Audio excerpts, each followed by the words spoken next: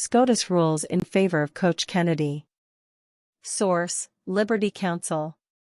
Washington, D.C. Today, the U.S. Supreme Court ruled 6-3 in favor of a high school football coach was fired for silently praying on the field after games. Relying on both the First Amendment free speech and free exercise clauses, the High Court ruled that the Bremerton School District violated both provisions when it fired Coach Joe Kennedy for having prayer on the 50-yard line of the football field after the game. The court also finally buried the court-made lemon test, citing Liberty Counsel's 9-0 decision handed down on May 2, 2022, in Shurtleff v. City of Boston involving the Christian flag. In Kennedy v. Bremerton School District, in 2008, Bremerton High School football coach Joe Kennedy made a promise to God that he would pray and give thanks after each game he coached, regardless of the outcome. Coach Kennedy would simply drop to one knee and pray for 15 to 30 seconds on the 50-yard line at the end of games to offer a silent or quiet prayer of thanksgiving for player safety, sportsmanship, and spirited competition. Initially, Kennedy prayed quietly and alone.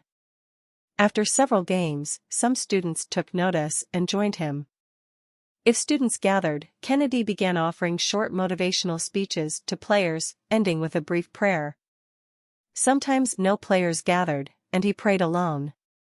He did this for 7 years without any complaints by school officials.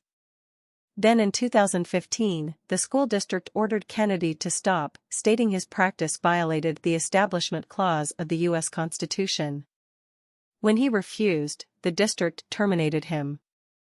The High Court focused on 2 questions. 1. Whether a public school employee who says a brief, quiet prayer by himself while at school and visible to students is engaged in government speech that lacks any First Amendment protection, and 2. Whether, assuming that such religious expression is private and protected by the free speech and free exercise clauses, the Establishment Clause nevertheless compels public schools to prohibit it.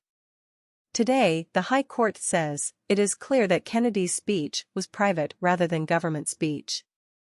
The majority opinion is written by Justice Gorsuch, in which Justices Roberts, Thomas, Alito, and Barrett. Justice Kavanaugh joined, except as to Part 3b. Justices Thomas and Alito filed concurring opinions. Justice Sotomayor filed a dissenting opinion, in which Justices Breyer and Kagan joined. The High Court holds that both the free exercise and free speech clauses protect Kennedy's right to pray at midfield following high school football games. The fear of offending the Constitution's Establishment Clause does not, Justice Gorsuch wrote, require the government to single out private religious speech for special disfavor. The Constitution and the best of our traditions counsel mutual respect and tolerance, not censorship and suppression, for religious and non-religious views alike. Kavanaugh joined in the majority opinion except for Part 3b, which covers the Pickering-Garcetti test for whether Kennedy acted as a private citizen or whether it was speech which the government could regulate. The court wrote there is no actual conflict between the free speech/free exercise clauses and the Establishment Clause. There is only a mere shadow of a conflict, which Justice Gorsuch describes as a false choice premised on a misconstruction of the Establishment Clause. And in no world may a government entity's concerns about phantom constitutional violations justify actual violations of an individual's First Amendment rights. The Supreme Court addressed the Lemon test, used to determine if a law violates the First Amendment. Its name comes from Lemon v. Kurtzman, in which the court ruled that a Rhode Island law that paid some of the salary of some parochial school teachers was unconstitutional. The High Court wrote today, what the District and the Ninth Circuit overlooked, however, is that the shortcomings associated with this ambitious, abstract, and ahistorical approach to the Establishment Clause became so apparent that this court long ago abandoned Lemon and its endorsement test offshoot. The Supreme Court says it long ago abandoned Lemon v. Kurtzman about whether the Establishment Clause has been violated, and its endorsement test offshoot. Instead of Lemon, the court says, the Supreme Court has instructed that the Establishment Clause must be interpreted by reference to historical practices and understandings. Last month, Liberty Counsel won 9-0 at the Supreme Court in a separate case, Shurtleff v. City of Boston. In that case, like in the Coach Kennedy case, the government argued that what otherwise appears to be private speech is government speech.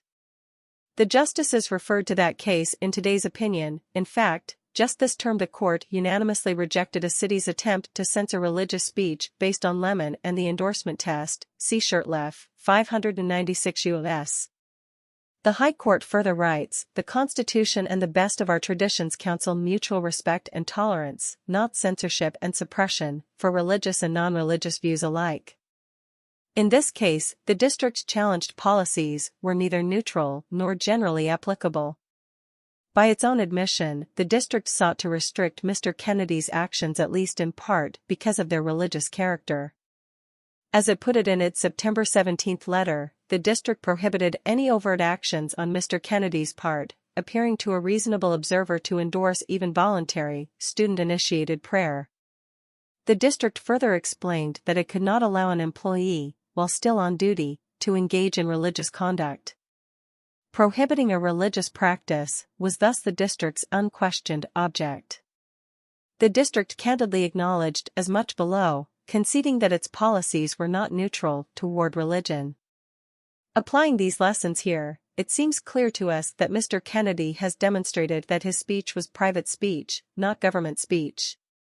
When Mr. Kennedy uttered the 3 prayers that resulted in his suspension, he was not engaged in speech ordinarily within the scope of his duties as a coach. He did not speak pursuant to government policy. He was not seeking to convey a government-created message.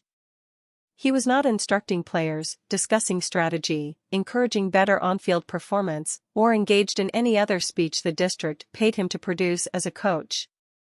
Simply put, Mr. Kennedy's prayers did not owe their existence to Mr. Kennedy's responsibilities as a public employee. We find it unlikely that Mr. Kennedy was fulfilling a responsibility imposed by his employment by praying during a period in which the district has acknowledged that its coaching staff was free to engage in all manner of private speech. That Mr. Kennedy offered his prayers when students were engaged in other activities like singing the school fight song further suggests that those prayers were not delivered as an address to the team, but instead in his capacity as a private citizen. Nor is it dispositive that Mr. Kennedy's prayers took place within the office environment, here, on the field of play. Garcetti, 547 U.S., at 421. Instead, what matters is whether Mr. Kennedy offered his prayers while acting within the scope of his duties as a coach. And taken together, both the substance of Mr. Kennedy's speech and the circumstances surrounding it point to the conclusion that he did not. To hold differently would be to treat religious expression as second-class speech and eviscerate this court's repeated promise that teachers do not shed their constitutional rights to freedom of speech or expression at the schoolhouse gate.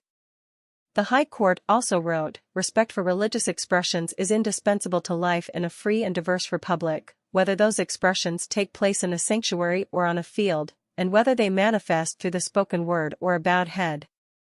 Here, a government entity sought to punish an individual for engaging in a brief, quiet, personal religious observance doubly protected by the free exercise and free speech clauses of the First Amendment. And the only meaningful justification the government offered for its reprisal rested on a mistaken view that it had a duty to ferret out and suppress religious observances even as it allows comparable secular speech. The Constitution neither mandates nor tolerates that kind of discrimination. Mr. Kennedy is entitled to summary judgment on his First Amendment claims. Liberty Counsel filed an amicus brief in Kennedy v. Bremerton School District, in support of Coach Joe Kennedy, an 18-year Marine veteran. On January 18, 2022, Liberty Counsel presented oral argument in a separate case, Shurtleff v. City of Boston. In that case, like in the Coach Kennedy case, the government argued that what otherwise appears to be private speech is government speech. Today, the court cited Shurtleff to finally bury the so-called Lemon test. Liberty Counsel's founder and chairman Matt Staver said, "This is a great victory that affirms that every American has the right to engage in religious expression without fear of punishment. Banning a coach from silently praying after a game is illogical and unconstitutional." Today the court finally buried the Lemon test that has caused so much damage to the First Amendment Establishment Clause. The court recognized that the free speech, free exercise, and establishment clauses are on the same